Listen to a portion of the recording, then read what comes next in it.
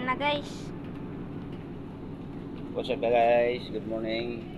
Dito tayo ngayon at papakita natin kung paano ang paggawa ng ginto. Speaking nga pala, ang ginto ay hindi ginagawa kundi kusang gawa na po ito ng may kapal. Saka ito ay minimina. Hinuhukay sa ilalim ng lupa at saka miminahin yan. Ayan ang ginto. Ayan. Ating ipapakita kung paano ang pagkuha ng ginto sa bato gamit ang mercury or asugi. Ayan.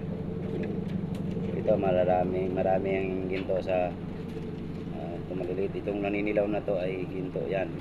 Yan. O yan. Kunan mo. O. Ito mga ginto. O. Ayan o. Ayan ginto. So gagawin natin itong pera. Magkano to? Maliit lang.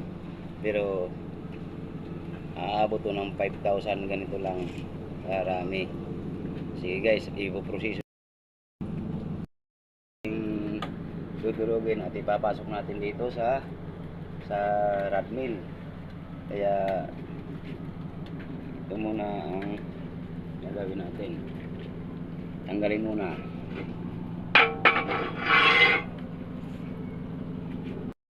Guys, ito na ngayon So ang guys, ginto. ngayon dahil maliliit lang naman to,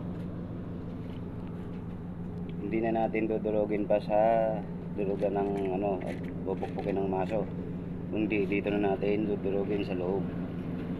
Yun. Ayan, dudurugin na ni Papa. So titingnan natin kung marami pa sa ilalim. Yun. Yan, tagos. Tagos. Oh.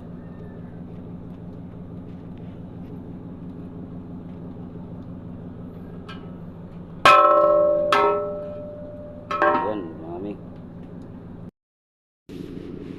Guys, ito na. Dinurog ko sa bulmilan. Ayan o, tagos mula sa likod. Piniya ko. Ayan o, tagos. Kaya ngayon ano na natin duro masyado. Ayan. Kita mo mga dito mag-capture ka dito pa ka. Ayan po guys, dinurog na ni Papa sa loob.